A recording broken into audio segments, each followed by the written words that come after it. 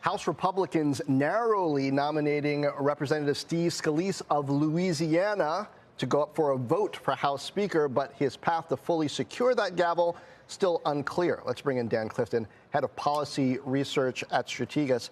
Dan, welcome. So how much D.C. dysfunction can the market sort of shrug off this time? It took 15 votes from McCarthy last time, but we didn't have a war in the Middle East then.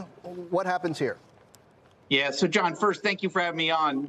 Clearly, the urgency is building here, particularly since the House cannot act on any type of major legislation until you get a new Speaker of the House.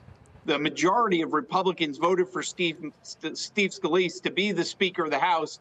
He now has to convince 100 of his colleagues who didn't vote for him to vote for him to be able to get the votes. And I would put the members into three categories, John.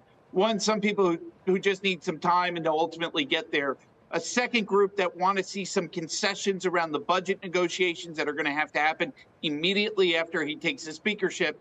And a third group, which we don't know how big it is, but maybe just trying to block his nomination so that a new person needs to emerge. And if that third group does start to rise up, you would see more of the dysfunction that you've just asked about, and that this would continue. I don't think that's the base case. There's an urgency building in. I think most members want to get back to a resolution and back to governing, particularly in light of some of the geopolitical events that are happening.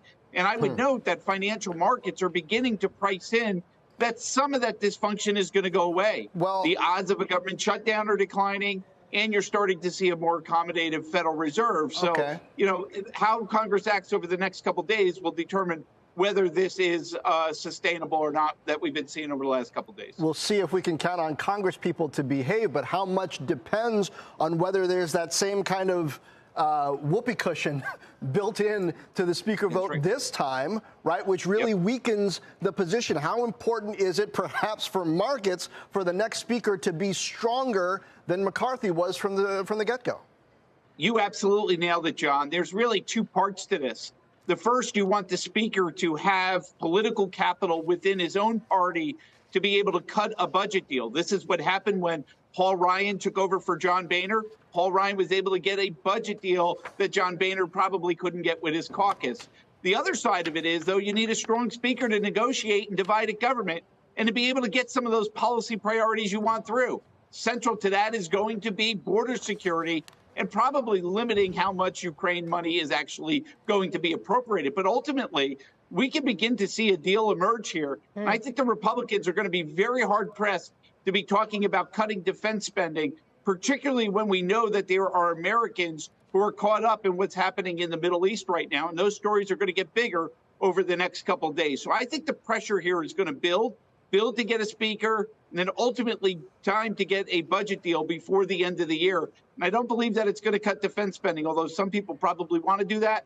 The will probably is not going to be there in light of these geopolitical events. Yeah, investors are certainly betting that's not going to happen, and that, in fact, maybe we see a higher number potentially even emerge from this now, too. I mean, look no further than defense stocks and the huge surge we've seen in those shares just since the start of this week, which raises the question, we're operating on a continuing resolution. I mean, there's still a lot that has to happen before November 17th, including getting a new Speaker of the House, but is the base case growing for an appropriations bill to actually make it across the finish line, or are we looking at another CR here?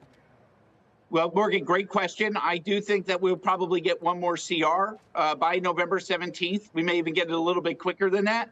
There could be a possibility to add some supplemental funds, but that might be asking for too much. But Steve Scalise was pretty clear with the caucus today that we're probably going to need one more CR and kick it out. And then that means that we're looking at early December negotiations. The defense budget went up 9%, more than 9% last year, and that's the budget that we're operating on. The big question is whether we're going to have sequestration, which would cut defense by 1%, or are we going to institute the debt ceiling deal, which would increase defense by 3%. So that's a 4% difference. It's pretty wide. It's kept defense investors on the sidelines. But if you look out at the recent events that have happened over the last couple of weeks, we have a shortage of munitions. We now have a new place where there's going to be demand for more defense spending. And after 10 months of these stocks sliding, I think investors are starting to say maybe they're starting to look a little bit attractive here.